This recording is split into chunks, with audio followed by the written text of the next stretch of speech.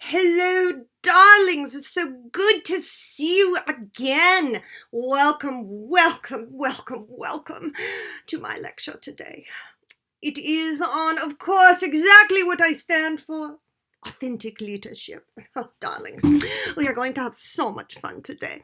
Let's see. How do I start this? There is nothing better oh, than being authentic. I practice this in my own life. What you see is what you get, clearly. Because I am real and I am genuine, I do not need to put on makeup or clothing to make me anybody else. And this is who I am. Are you buying this? Because I can't even see with these things on. It's the opposite of who I am, if you know anything about me, and I'm not sure how I'm ever going to get this lipstick off, because I think it's the most garish color ever. I don't know why I have a pink boa in my house, but that's another story. And I really would much rather be in my Surely Not Everybody Was Kung Fu Fighting t-shirt to give this lecture. So I think I have pink boa up my nose. So I am wearing pants, if that's any confidence for you. Jeans, because this is pretty much who I am. And the makeup I'm going to leave on for now, so you're stuck with that, as garish as it is. Maybe we could tone down this lipstick because it's really bad. So, in an effort to keep you entertained and interested, this is one of our last styles of leadership. It's also one of my favorite, and it's often misunderstood, while I'm still picking pink boa out. And it is called authentic leadership. It is a newer style of leadership. Hang ten, don't go anywhere. I think I have some tissue right here, so yeah. I need tissue. I don't have COVID. I just have a runny nose and too much lipstick on. Now I probably have tissue on my lips. Oh my God. And I'm going to put this on YouTube for the public to see. Why do people do these things to themselves? All right. Authentic leadership is newer, came out in the 80s, 90s, and I'm going to see... Okay, if anything, you're now seeing the real mess me that is my life as I'm about to cry. So let me try and get back on track. It is one of the newest types of leadership out there. It's one I am currently writing a paper on and still trying to do some research on. So it's developing still. It does stem out of transformational leadership. And there's a couple of different people who have played a part in trying to develop authentic leadership. So that's what we're going to take a look at today. And let's take a look at some different approaches. Actually, there's two approaches. So talk about those first. You have Robert Terry's authentic leadership approach, which is the authentic action wheel, which actually looks like a box. So don't let that confuse you. Excuse me. I have a cold. We don't think it's COVID, but I am coming down with something, so let's hope it's not. So my apologies again. And then there's Bill George's authentic leadership approach, and that looks at 5 characteristics associated with authentic leadership. So we're going to talk about those two approaches, but I kind of want to go back to the beginning here real quick to give you a couple other caveats about authentic or real and genuine. So, of course, a lot of people think authentic leadership is the next big thing. And I have to go back and explain a little bit more about its real and genuine, what that means. Because a lot of people said when Trump ran for president that he was very authentic. So authentic does not, it does not mean fake. It means you're real. You show people who you are. And in that, it doesn't give you the right to say anything you want. Saying anything you want, yes, that could be authentic, but it's not competent. Authentic leaders still practice communication competence. So I guess what I'm saying here is I try to tell you who I am. I'm real. I'm upfront. I lay it out there, good and bad, but it doesn't give me an excuse to just say whatever horrible thing I might be thinking in my head. Not that Trump thinks horrible things, but I think a good example of this is, for instance, calling all Mexicans rapists, drug dealers, etc. A lot of people are like, oh, he's authentic. He says what people are thinking. No, by definitions in this style leadership, that would not be considered authentic. I mean, yes, on the one hand, he is being real and maybe genuine about what he thinks, but that's not leadership because it's still what we would say an incompetent form of communication. Does that make sense? It's a very fine line. But we want authentic leaders to be people we can trust, people we feel who are very honest. And obviously, I do think Trump fits that for his base. Like, my parents are big, big, big Trump fans. Don't get me wrong. And then they believe that. And so that is real. But I am still skeptical about the leadership end because it takes both parts. So let's look at where authentic leadership focuses. We've talked about a lot of different leadership styles, and they start in different places. Some focus more on the followers. Authentic leadership actually does focus a lot on the leader, and that is where we get these three approaches.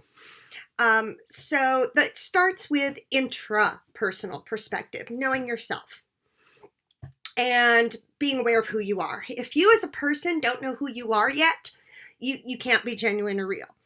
I don't believe, and this is not in the literature, certainly probably hasn't been tested yet or researched, but I think it is an interesting hypothesis. I think younger people probably might not make as good leaders, authentic leaders, as older people. Again, it's only a hypothesis, and here's why I say that. I think you have to be very comfortable in your own skin.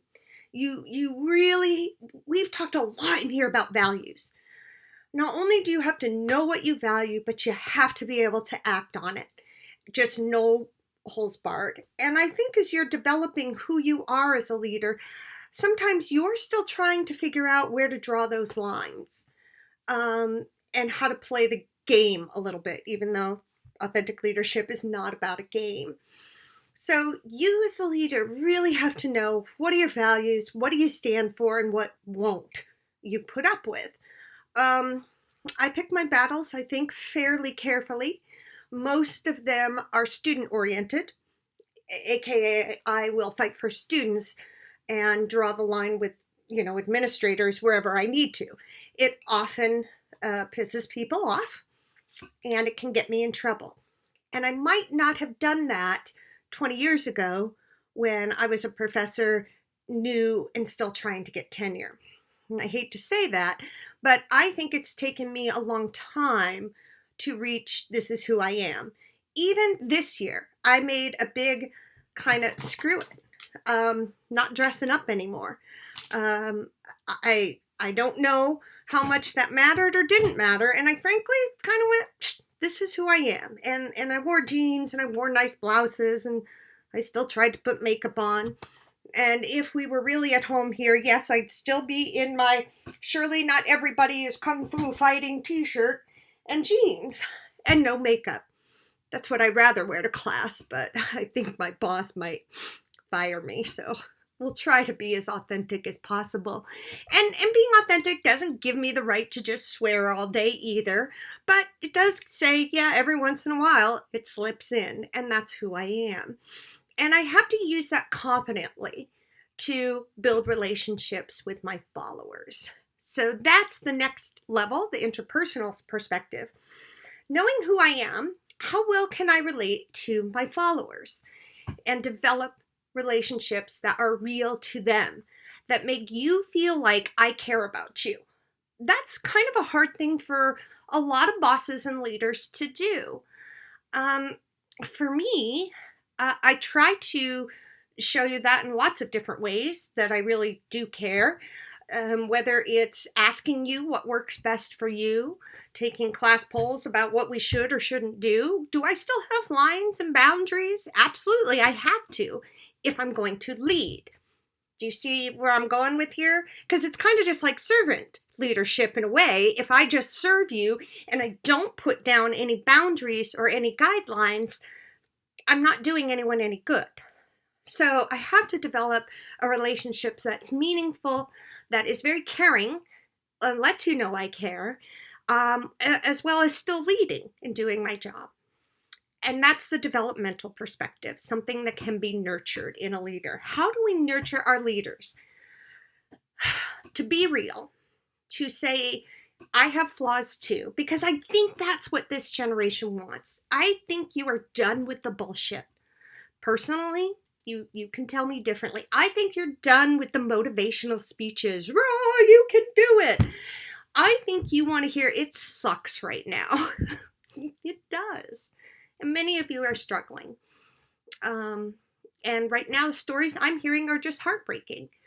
I posted a meme, and I'm going to share it with you later, that it's basically the Titanic is sinking, and it says the rest of the world, and then it shows the violin and cello people playing. If you saw the Titanic, the rumor was the musicians kept playing even while the ship went down. And then it says the rest of the world is sinking, online teachers teaching, and we're the musicians still trying to play while everyone is going into the crapper. And it's ridiculous. And I'll share it with you. It's a very cute meme, because I think it sums up how I feel, how many of you are feeling. So now what do I do with that if I'm a leader? How do I take that and say, what can we get out of this situation? And how can it be nurtured to develop us both as more caring people? And I admitted I screwed up when we first went online. I popped up some old videos and was like, here you go. I've given this lecture before to a screen, but I'm doing it again. And I didn't do this whole dress up thing. So you are the first. And that's learning curve, to say, I'm going to nurture and grow and try to keep finding ways to connect and grow my followers. So this really puts a lot of focus on the leader, knowing who they are, knowing their strengths, and knowing how to connect with people. And surely I don't connect with every student. I know that. I'm not naive. But certainly I try to care no matter what. So the developmental perspective, again, you look at this, and this is very reminiscent of transformational leadership. And this is also where we're going to talk about, after this, something else comes in, which is called emotional intelligence. Having a very good self-awareness of who I am, what I can stand, what I can't stand. I mean, and there are certain things when I see them happening, I have to say something, even if it's to my detriment. Yeah, I have feelings. I am very aware of that. I have a very internalized moral perspective, I think, of what is right and what is wrong. I just got in a very heated exchange recently, since going online, with about cheating, and someone saying that giving students shorter test times, basically you're saying my child is guilty. And I'm like, no, I'm not saying your child is guilty, but as a professor, do I not have to worry about cheating? Do I just go, okay, do whatever? Shortening test times, we all know this online, is one way to minimize it. It doesn't mean I'm accusing you of being a cheater. Do people cheat? Do I think cheating is wrong? Yes, I do. So I have this internal moral perspective that I have to uphold. I try to balance processing, which means looking at all the issues, both sides, and making decisions. So the other thing I've gotten some comments on is, why aren't we doing live Zoom classes? Well, I hopefully tried to balance this. We now have students all over the place. Some of you have moved back home. Some of you are literally even in different time zones, which kind of, makes things more difficult. Some of you do much better when you have a prepared time that you need to zoom in and get the material. I'm going to give you a tip and say you need to just write this down and pretend then 2 o'clock. I have leadership. I know the video will be there at 2 o'clock. I'm sitting down. I'm watching the video. But when I looked at all the issues, all I'm going to say here is I really thought it would be easier for me to record the videos and let you watch them. I made that decision, hopefully with the best intentions for all, after looking at all the different options to me. I also think you have to have relational transparency. And this is, again, showing who you are and completely being transparent. I definitely, again, still have to hold standards as a leader, even as a professor. But I'll be honest with you guys. You know that, I hope. The job market sucks. I'm not happy with that. And a lot of people are emailing me for advice. I do honestly believe when this is over, there is going to be an influx into the job market. And so we've just got to wait this out the best we can.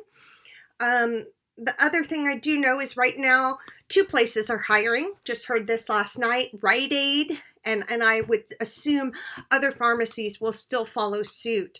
And Rite Aid is even offering higher pay right now. They'll bring you in at a higher rate, basically is what they're saying, because they need help. And the other side of that coin, our grocery stores are also hiring, which actually, those are some options. But I have to be honest. I just have to tell it like it is. Here's something I hate. When people sugarcoat our major. Oh, comm is great. You can do anything. Oh, comm. Yeah, no, sorry. Ha! Okay, now you're just going to hate me. I do think it's a great major. I've learned a lot from it. And there are a lot of different things you can do with it. But it's still not the end-all be-all, nor is our program. We have holes. We have problems. And, I'm going to tell you about those.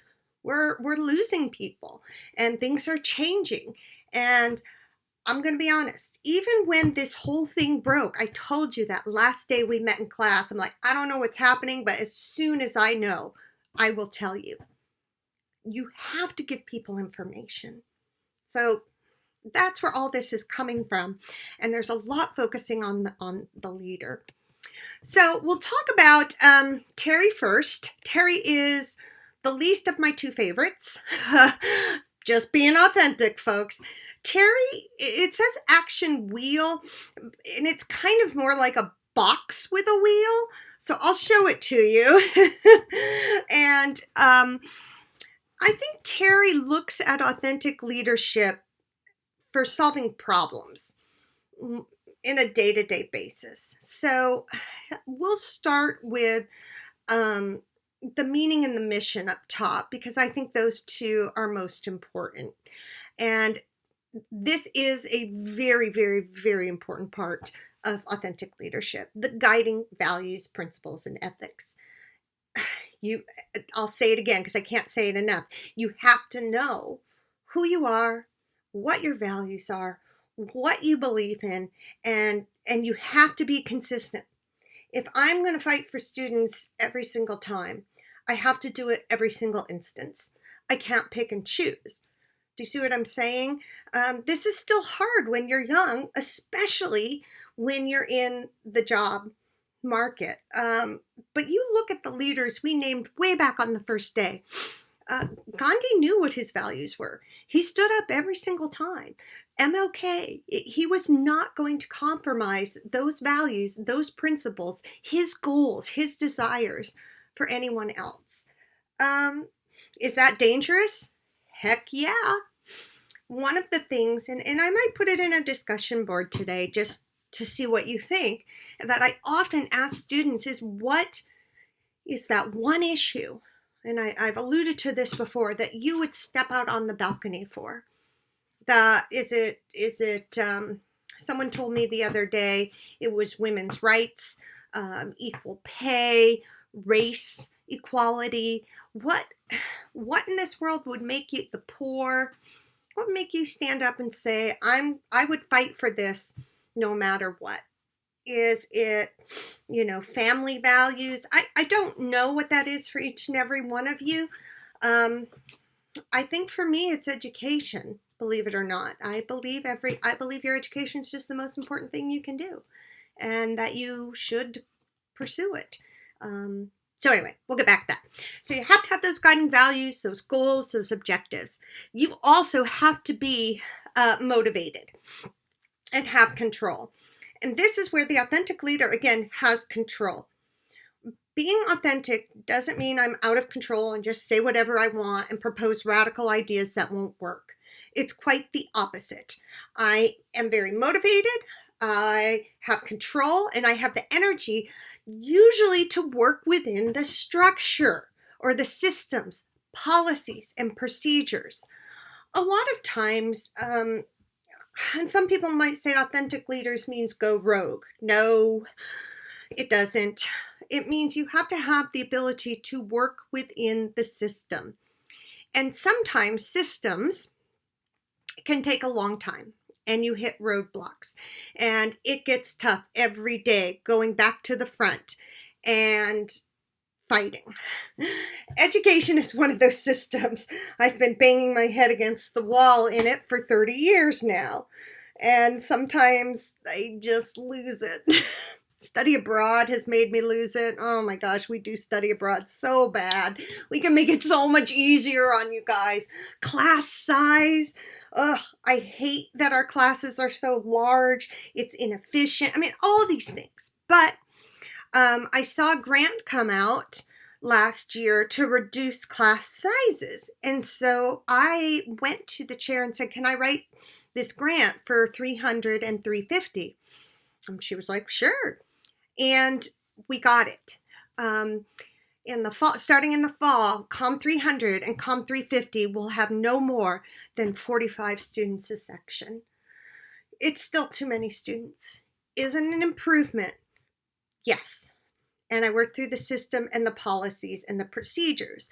One of the reasons that it took so long is we didn't have the resources, the capital, the equipment, the time, the information. That's partly what's happening now. I don't think people were authentic about this transition. They certainly haven't put education first. Just saying it like it is.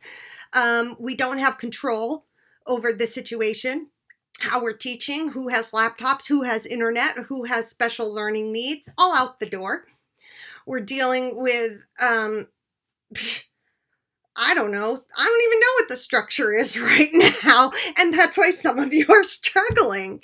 The resources aren't there for us to do what we need to do. Thank God I know how to use YouTube and make videos and have a computer and all that stuff. And we have no history to really base this off of, or identity for where we're at.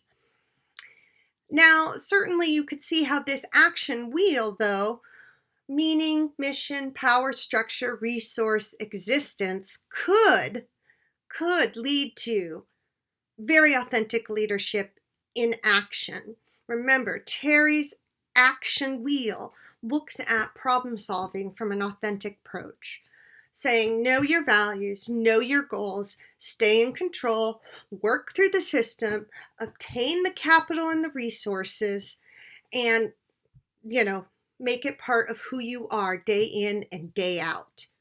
That existence, that identity. I think I tried to do that a little bit with my existence, or my identity is humor. And so I thought, okay, what can I do today going into authentic leadership to make this lecture a little more interesting and stick with who I am? When my 350 class went online, a lot of kids kept asking me, are you still going to tell jokes? I was like, what? And I thought it was cute. I don't know if they were asking because the jokes were bad and they were getting rid of them, or they liked the jokes, or what. Don't know. Couldn't tell you. But we have to stay true to who we are. I'm going to try to keep educating you. I'm going to stay in control. I'm going to try and do it through the structure and the resources I have, and still stay true to who I am, how I teach, and who you are as students and what you need to learn. That's the authentic approach. All right. George's approach. George's approach, again, these are both massively leader driven because it's all about the leader. His really looks more at a set of characteristics you have to possess to be authentic. And you see them here. You have to have a passion. Do you know what I'm passionate about, people? Education. I don't know. So I got some boxes down because I thought I would see if I was always passionate about education. Oh, yes, these are great. I have all of, my mother saved every report card I ever got in school. 5th grade was my best grade. It was the first time I got all A's. Oh, it's beautiful. Okay. I'm such a nerd. I was always good at education. I wonder if National Honor Society certificate. These are just little kids' drawings. You really don't want to see those. Oh, man. There's some good stuff in there. I even have some, this one. Miss McKinney's 4th grade. Okay, yep, I'll just be real. It says 1982. Kathleen Check has been voted by the class as the smartest girl. That's right, smartest girl. But check this out. I had double talent. Mrs. McKinley's 4th grade class, 1982, Kathleen Check has been voted by the class as best girl athlete. Rock on, Kathleen. Okay. There's a lot of other shit in here too. My mom was just a little bit crazy, and I think she saved every single paper or thing or ribbon I ever had. I'm pretty sure this one, this was the best girl athlete ribbon. Yeah, that one said 1981. I don't know. I have a lot more of this stuff in here. I am passionate about education. All my life, that's where I have been good, learning and teaching, and it's my purpose. It's what I value. I hopefully try to have heart and compassion. I think that's the connectedness or the relationship element. You have to understand people. And I think that if you got to see Randy Tim's lecture on empathy, it was fantastic. And having heart and compassion, one, doesn't mean that you give people what they want, which is difficult. 2, having compassion also doesn't mean you're like, oh, but, at least you can do this, haha, but you can't have that. And I'll put up the Brené Brown video that he showed about empathy and what it truly means. So I empathize with you. I understand the situation. Some of you are coping with it better than others. Frankly, it's making me terribly freaking depressed. And I cry a lot each day. Hopefully we're not going to do that. But I'm working with it, and I can't stop doing what I'm doing. I have a commitment. So, yeah. Empathy is a tricky thing. We can be where others are at and understand them and say it's okay to just be sad, or it's okay to be depressed, or it's okay. But that doesn't always mean the world stops for us either. Self-discipline, consistency. I haven't talked about this one, I don't think, as much as some of these others, but this is key for any leader. I have to get up. I have to do what I'm saying I'm going to do, and I have to meet deadlines.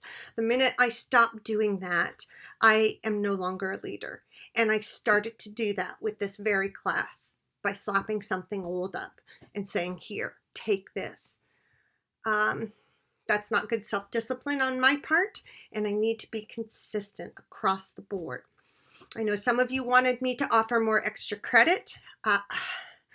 I have to think about that, because if I offer extra credit for one person, I have to offer it to everyone. It's just the way it goes. It's like, it's also grade changes when people are like, what can I do to change my grade? And it's not so easy.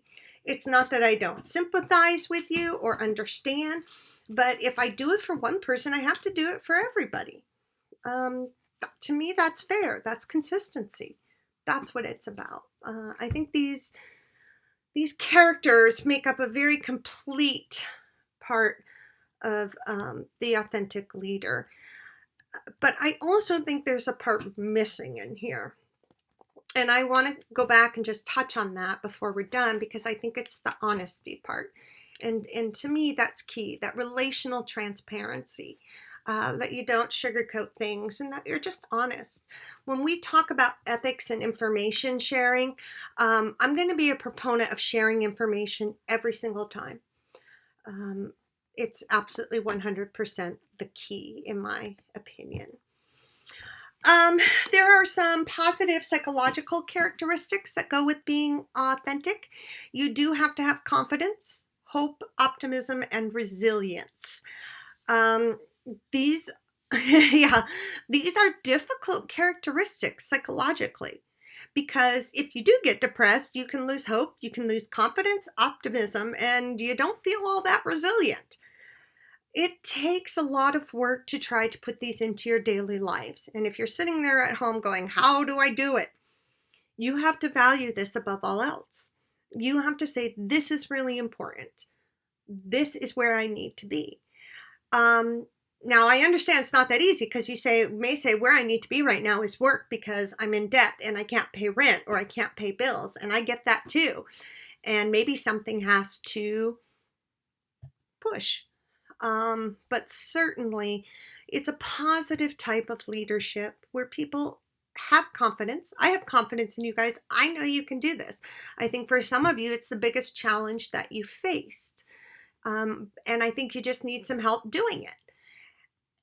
I hope that y'all come out of this the way you want. We're going to talk about I told somebody else in an email that at Senate we'll be talking about grade changes for this semester. That meeting's this afternoon. Yay, me. A 3-hour Senate meeting by Zoom. Yeah, I won't be putting my actual camera on. Either that or I'm going to show up as my Moira character there.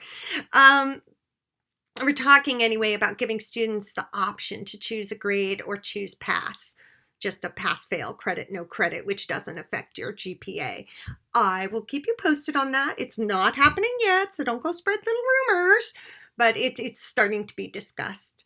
Find some optimism. Find something that does make you happy throughout the day. If I could, I'd just play music all day, practice my music, play my flute. That always gives me something positive. You have to be resilient. You have to know you're going to go through this and come out on the other side. Some strengths and weaknesses of authentic leadership.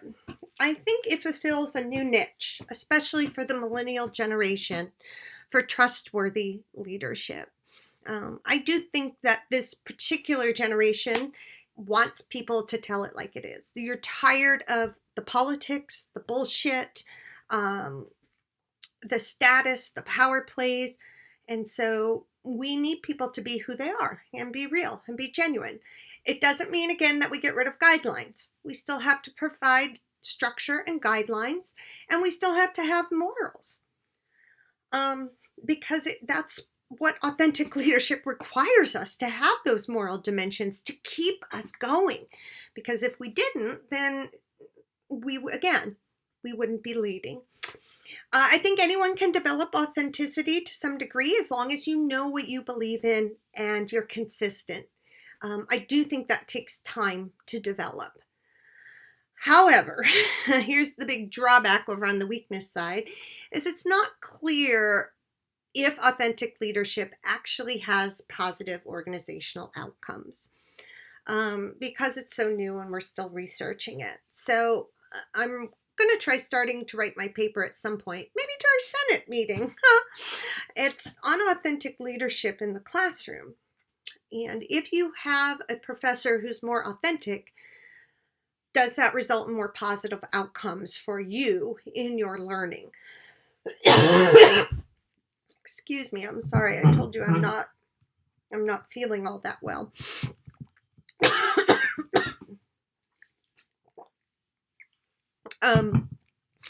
What I can tell you, since that research is in, I think I had a sample of like 445 students, and the correlations are there. They are not they're significant. They're not off the charts, but there does seem to be a moderate correlation between authentic leadership as a professor and your learning experience. And also another variable I had in there was your willingness to communicate with the professor. So if you believe your professor to be an authentic leader, you're more willing to communicate with them, and you're probably going to have more positive, say you had positive learning outcomes in the class. And this is a study that I hope once I write everything up and finish it, that I hope will get published and add to the conclusions that it can have positive outcomes in organizations. Okay. Yeah, I'm a little tired. My throat is a little feeling now dry too. Gosh, I feel like I might be a walking COVID-19. So be glad you're on the other side of the screen. I hope you have enjoyed Authentic Leadership. The article is up. There's a whole article you can read about all of this stuff that I've talked about today. And I'll just wrap up. I'm going to post another video next week about your final paper, because in theory, we have now gone through all the different theories of leadership. There's still more. Everybody's always got some other theory out there. But for our purposes, we've made it through, and we're going to move and shift to kind of talking about leadership and other elements of leadership in different settings. So I'll be posting a video about that. I'll be emailing, and I'm here for you. Email me. I'll Zoom with you if you'd like to, but I'm really going to go wash my face right now because I never wear this much makeup. Hang in there, guys. I miss you all dearly, and we'll talk with you soon.